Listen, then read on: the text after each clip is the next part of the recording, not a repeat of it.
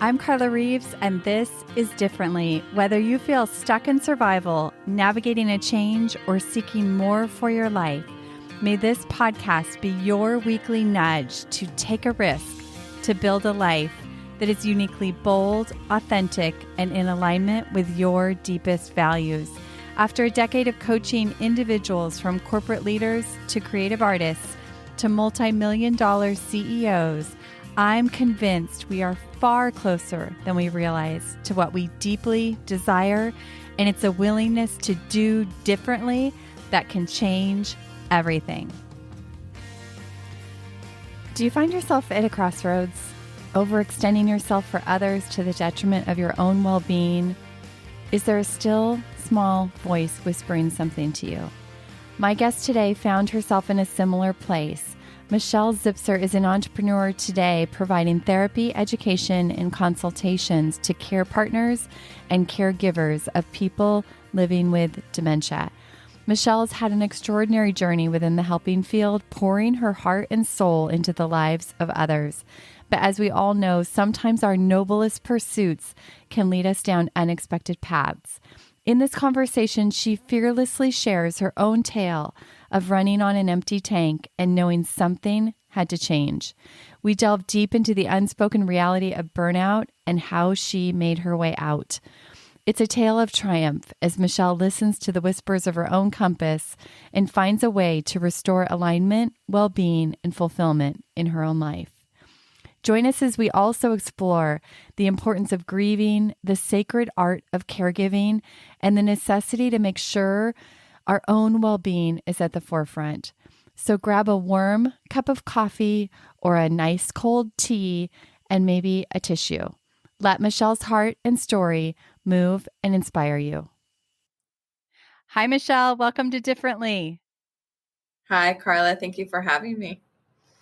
I'm very excited you're here. So we met through Kelly Lorenzen, and we were both on a podcast together. And then we had a few minutes to chat in the room outside, and I felt like we could have hung out literally all day, which had us schedule some time. Actually, we got together yesterday for lunch, and still feel like there's more to talk about, which is great because we're here today. But I feel like I connected with you immediately because of the work you do and because my mom struggled with dementia for years. And I immediately felt like our hearts connected on that. And my dad was her caregiver for a lot of years, which was really hard on him. And so I'm so grateful for the work that you do. And just tell us a little bit about your heart behind the work that you do. Yeah, so I would agree that we connected immediately and I could have spoken to you all day. I just felt like it was just, there were so many sort of angles and connections and things that, it was really very, very instant, I would have to say. And it's just so nice to run into people who are just able to be honest about and open about their experience and kind of being able to be vulnerable in that way. And I just really, I embrace it. I cherish it and I'm grateful for it. So thank you. I appreciate it. I started, I kind of stumbled into hospice work. My undergraduate my graduate degree in social work was in social work. My undergraduate degree was family studies, human development, and I worked with kids and in prevention, and I worked for child protective services, and I just sort of got I needed to go in another direction. So after graduate school, I sort of stumbled upon my work at Hospice the Valley, and that was 19 years ago. And I did that for 18 years. And during that time, I lost my mom. I lost my dad. I was a caregiver for both. And I've I had that experience while also being a mom with young kids and working in hospice care. And through the pandemic, that changed everything. We were doing things more virtually. Telehealth situations were opening up, which, was great. You're able to connect with so many more people than you could before, than just going to, and driving and sitting in their home, and which is wonderful too. But it just really opened up a whole new layer of opportunity for me. And during that time, I realized I just sort of started kind of craving and got very thirsty and hungry for something more challenging, something else. Something else was sort of pulling me, and it was to what I do now, which is do therapy for caregivers and care partners of people living with dementia. And I am able to do that virtually and in person. So, Michelle, did your mom or dad have dementia? So my mom had vascular dementia, but was not really. It was interesting because I was living with all of these different her personality changes, her short-term memory losses, all the things that we see, but no doctor ever said to me she has vascular dementia. In hindsight, I realized what that was. She had a lot of heart. Anyway, so yes, my mom did have dementia. My dad had encephalopathy. He had multiple sclerosis, was given chemotherapy, and the chemotherapy killed his liver, and he had liver disease, which creates, brain changes as well. So they both had their tough roads with that. So Yeah. Yeah.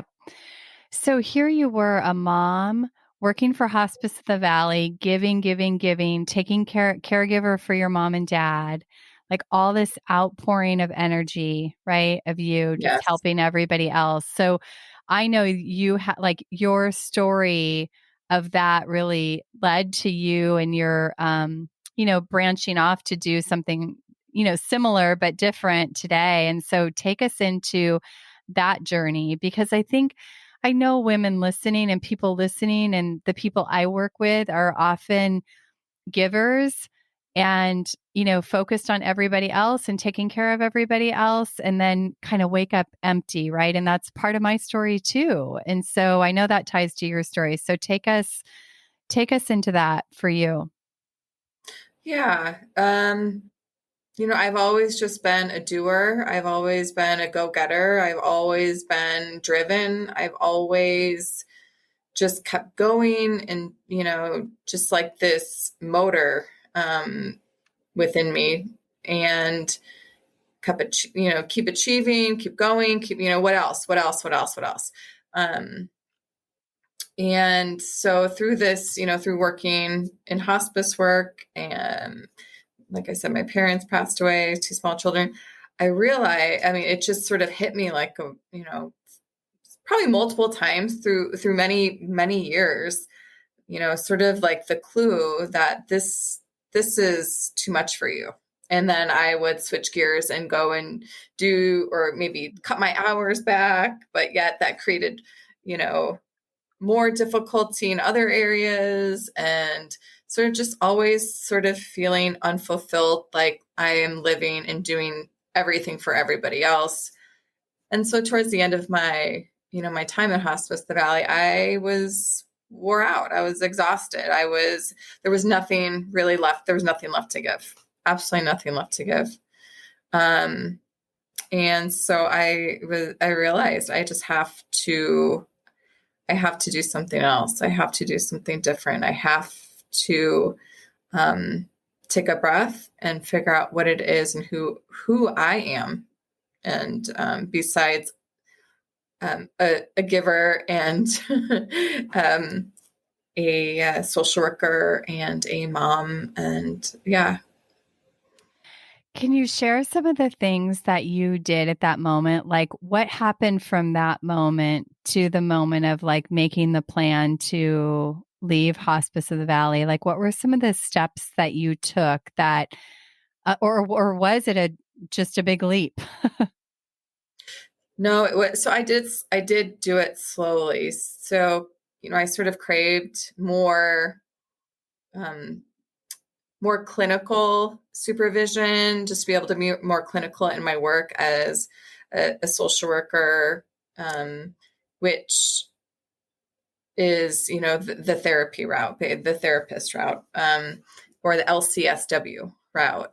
I really loved working with care partners and caregivers of people in dementia. Just I would show up with them, one time a month, and that would be sort of like, a life source for them, even just for 30 minutes, an hour of me sitting there with them. They were able to tell their story, talk about their situation, talk about their struggles, and I would be there with them and trying to support them. And that was I love doing that. And then the program changed. I was in a Hospice of the Valley where it was a shorter period of time, and it just left me like, oh, so that means I'm just going in 5 times, giving resources, and then I'm like out. I'm like, no, I love this part of it. So that's what made me sort of feel like, okay, this is what I need to do. So I decided to go the route of getting my LCSW through opening up my own private practice. I started that at Hospice of the Valley. I did that telehealth slowly, and then eventually it started picking up, and I lost all my energy for hospice work, and I transitioned out and have been doing it full time since last July. So tell me about, I know when we had lunch, you talked about like listening inside, right? To that voice inside. Tell us a little bit about what led you to kind of turning the volume up on that, right? Because as a giver, a lot of times we're not paying attention to that. We're listening and taking all the cues from the external world, but not listening inside. So share about So that. yeah, so I couldn't get out of bed. I mean, I was like, Mm, I would have to go to work, and I could not. I could not get up. My body was literally saying no, no more, no more, and I couldn't. I was just sort of. It was like shut off. It was like somebody shut a switch off in me. mm. Um, and it was like, you can't keep going this way. You can't keep doing it. So that was ultimately what, really made me make the transition quicker than I thought that I would make. So, yeah. And so did that, like, I can't, at some point, did it turn into like a what if you left? What if you did your own thing? What if, like, what was that dialogue inside of you? So I was hoping to leave at some point, but I was hoping to make it to 20 years. Okay. I was Mm. there for 18. I wanted to make it to 20. Okay. This is my, my milestones and my goal oriented Yes, sort the of. achievement mind. Yes. I'm going to make it to 20, and then I'll go and, really go full blown in my practice and sort of work on it, do both while being a mom and a wife, right? I can do this. Wow. I can do both of these things. You So are a hyperachiever girl. I'm trying to be in remission of that. I'm trying to be reformed hyperachiever. Yes. But Mm, so so in terms of the I that was my ultimate goal, because I knew I could not do that work, the hospice work, forever. I knew that it was taking its toll, and I was running out of challenges. I was really running out of places I could be in the organization and things I could do as a social worker, right? So knowing that if I'm not interested in something, if I lose interest, it's not going to work. It's not going to be right. good.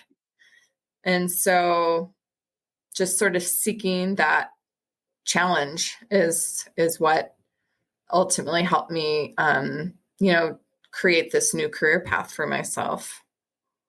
and not relying and I couldn't rely on somebody else to create that for me anymore. Right. Like there's only so many slots. There's only so many roles. There's only so many things, only so much you can learn about a situation. And so many, times you can do something.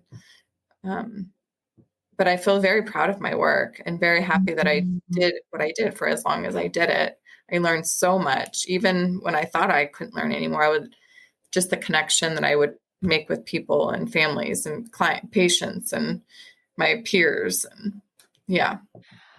What do you think was the greatest thing you learned about yourself in like going through that and then making that transition? It's a very good question, Carla. What do I think I learned about myself? I learned that number one, to listen to myself, that I'm the only voice I should be hearing when it comes to me, Mm. and what's good for me and what I need and what I do well. If I feel like I do something well, then I will do it well. Um, to start tuning out other voices and start really focusing on and trusting in my own is what I would have to say. Oh my gosh, that's been such a personal journey for me too. So I completely get that. And I know people listening, and I love what you said about, like I often am saying to my clients, like, you have a compass inside of you that nobody else can see. And I have to remind myself of this all the time. It's like we want these outside opinions and we want people to tell us what to do. And a lot of the times I realize that I'm seeking all these opinions, but I'm really just looking for a match to what I already know. Like I want you to tell me what I already know I'm supposed Yes. to do because I Yes. don't sometimes have the confidence in myself to just go do it. And that's what I hear you saying. Yes. Yeah. And I think that thankfully I also had voices at home, my husband's voice, people that know me and love me were also reflecting back to me who I am when I sort of lost my own voice, right? And So important. right, surrounding yourself with the right people, the people that know you, the people that see you, the people that believe in you. Um, and and and so I feel just very very fortunate. I really do. I feel so fortunate. I don't know how, how I just feel lucky. I feel very, very lucky. Mhm. So talk about, because I know when we were having lunch, you talked about, having that support circle and how important that was. What were the other things that helped you to, um, like listen to your body and restore your body, right? From being in like, well, I can't get out of bed to, now you're leading and operating and running your own business. So what were some of the key pieces that helped you restore yourself? So for me, it was I think me fully grieving the loss of my parents Mm. and, my brother who passed away while I was working in hospice care and I was there for other family, for my patients and their family members. I would have to put my grief and my feelings and myself aside, push it down, push it down, push it down so I could be there for them because Mm. that's what you have to do. It's not about me when I'm in with a dying patient and their family members and my grief. It's not, it's about them. And so you go in, you're in the visit, you're with the family, you have this wonderful experience with them. And it's almost like you don't even realize it's happening, right? It just slowly happens. It just slowly becomes this sort of way of doing things over time where I just pushed down all my grief. And then when I left Hospice the Valley, I think I know that time I spent months, probably 6 months or more, just fully grieving them and feeling all the feelings, feeling the sadness, feeling, shedding the tears and being fully human. and experiencing all the range, of the feelings that go along with grief and loss as a human being. That was really, really important to me. I have so much deep appreciation and gratitude for the work that you do. I really, really do. And as you talk about that, like it brings back so many memories of when my parents were passing. But the role that hospice played was so important. So important for our family because I felt like they gave me like these different understandings that allowed me to like be in the room with my dad, for instance, when he's passing, and also understand kind of what was happening for him and some of the beauty of and the very naturalness of what was happening. And I feel so grateful for that role that they played and that voice in my life at that time. It's just priceless. It is. It is, my friend. I know. I know.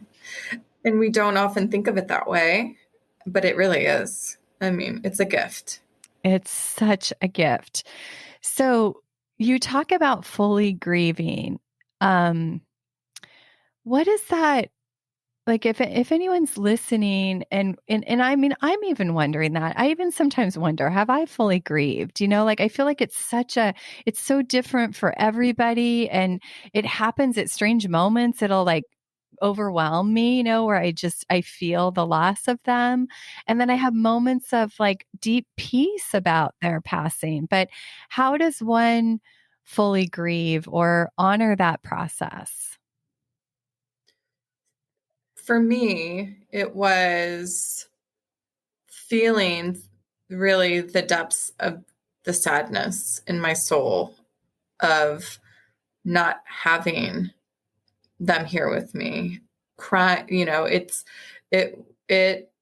for me, it was, I had no energy. I could not, I couldn't do a lot of the things that I love to do.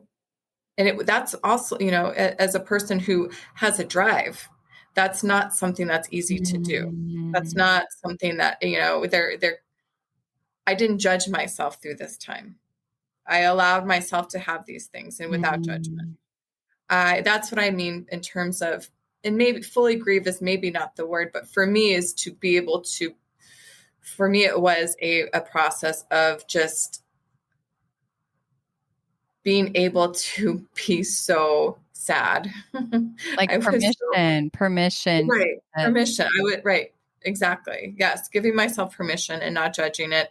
And I don't even know what it was. Here's the thing is I worked with people through grieving, their grief work. And yet I'm sitting there by myself in my bed and I'm just like, why can't I get out of bed? This is just, but in hindsight, right. I was able to, correlate.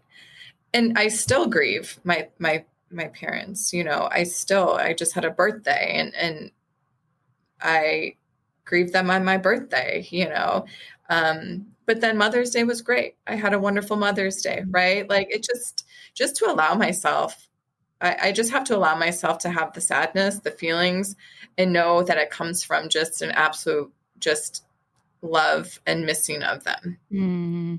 It's so beautiful. That was one thing that I learned in that traveling, with my parents aging and declining. It was such a long, extended period of time that I had to learn how to let feelings coexist because it was like there was so much sadness. And sometimes it felt all consuming. And almost felt guilty if I wasn't sad because it was so sad.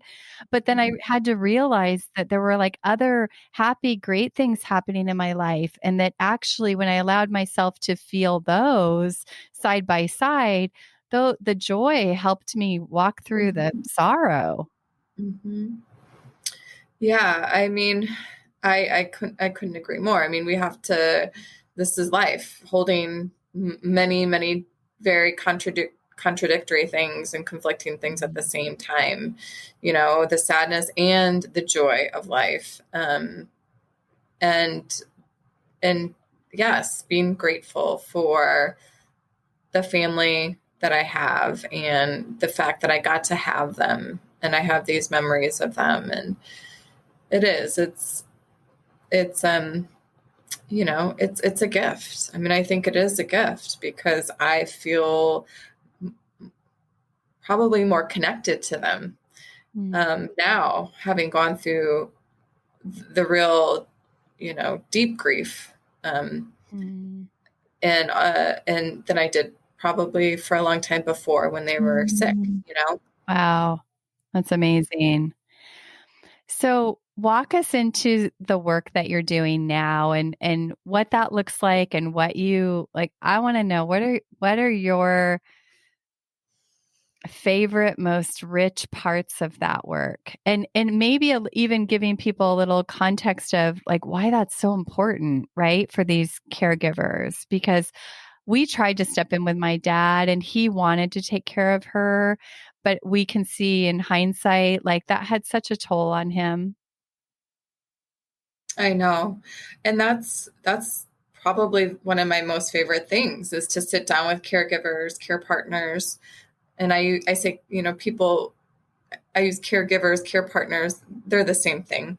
But giving them the permission and actually, helping them see how they are just as important, their well-being, their health, as the person is that they love and that they are caring for. So, I do therapy, I do psychotherapy, therapy, for caregivers, care partners of people living with dementia. And through this work, I've also, what I really love is being able to help have the tools to develop, some really good rapport with them to help them be very safe and vulnerable with me, to be able to, support them, walk with them through their journey. A lot of times people will come in and they will have some adverse childhood experience that is sort of replaying through this caregiver role. And I help them with that, help them through that, help them try to sort of identify it and take the hooks out of that for them. The best part is just seeing people walk into my office, with a smile on their face, after a certain period of time, and watching them just sort of, and my role is not to tell them what to do. My role is to support them in whatever it is that they need to do. But I'm also, I also try to reflect back to them the importance that they hold in this, and that if they aren't well, then the person they're caring for, they can't do their role. They can't do their role. They can't do their job. So incredible. So so you're working with a lot of families, a lot of couples that are caring for each other? Yeah. So I work with a lot of spouses of somebody and who's caring for some spouses of people who are living with dementia and their children, typically. Yeah. Who are the caregivers. Well, and just even sharing that, like you focusing in this one area, I imagine is so valuable for your clients because you understand it. You understand all the pieces of it. Cause like I can flash back to parts where I remember like my dad being frustrated, like not understanding, right? Just thinking that mom wasn't trying hard enough, and that would be frustrating for him. And like if he had greater understanding or support, like somebody like you, that would just bring so much more knowledge into the room to be able to relax about some of those things and understand more deeply what was going on.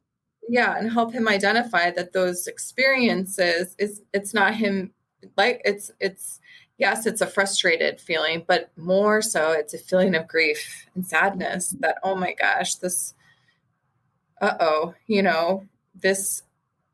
this person I love, my wife is not who she used to be.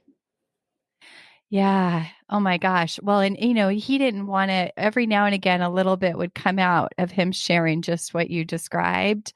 But I know he probably also didn't want to burden us kids with that. And so having somebody that wasn't one of us, I can imagine how valuable that is. Yeah. Yeah. I, I couldn't agree more. Yeah. Oh, such beautiful work. So tell us now, like on the other side of this journey for yourself and r- being a recovering hyperachiever like myself, right? It's a practice, right? But like, what is this transition and this new way of kind of serving people allowed for you in your life? Oh my gosh. It's just, I feel like my creativity is blossoming. I feel like all of these beautiful opportunities and people like, like yourself, Carla and Kelly. And it's just, and, seeing having my children get to see me, um, doing this, making a way for myself and doing what I love to do and taking a risk and giving back to, that's been really beautiful. And just to feel more of like who I am and more of me, more, being able to be more aligned with my values and my intentions and the way I want to be with the world and people. I just think it creates more room for authenticity and being more connected to, the universe and a higher power. So, You can just hear that in your story, like how you restored this alignment, within yourself and your values. And then, it literally does impact everything when you get back into that alignment. There's more flow, more ease, more joy. It's so beautiful. I can see it in your whole being. It's so beautiful. Um, thank you, what Carla. would you just as we kind of close here, what would you tell somebody who's listening who either is navigating, a similar situation of like just feeling exhausted and burnt out with whatever they're doing, or in a, caregiver situation? Anything that you just want to share for those listeners? Prioritize yourself. It's not selfish. It's not, right? It's okay to put yourself first. It's okay to listen to your voice. It's okay to say, I'm doing the best I can. It's okay to not do it perfectly, to do it great. It's, I feel like that would be the message I would want to give. Mm. It is not selfish to take care of yourself. It is not selfish to make time for yourself, to allow yourself space. It is, it is like, think of, a cocoon, like a butterfly, right? There is a time where they, where it's, you just have to go into like a chrysalis, a little moment just to heal and to grow and to rest. And then when you come out of it, it's beautiful. Amazing. And for anybody who's in a situation that knows a caregiver or is a caregiver, just know that there are people like Michelle that are there to support and serve and help and guide and help lighten your load and all of those things. So, thank you so much for what you do. Thank you for your heart and your wisdom today. And one last question: what does differently mean to you? Oh, that's a pop question. Differently. What does differently mean to me? Differently means just being uniquely you. That's Mhm. what differently means to me. Awesome. Thank you so much for spending time with us today. And yeah, just so grateful to know you. Same, Carla. Thank you so much. Have an amazing day, everybody. I will see you next week. Hey, thanks for tuning into this episode of Differently. I hope it stirred your thinking, and I invite you to take one inspired action from something that stood out to you. If you want to hear more conversations like this, be sure to hit follow on your favorite podcast app. And if this episode could impact someone you know, please help us spread the word and pass it along. Remember, new episodes drop weekly. See you next week.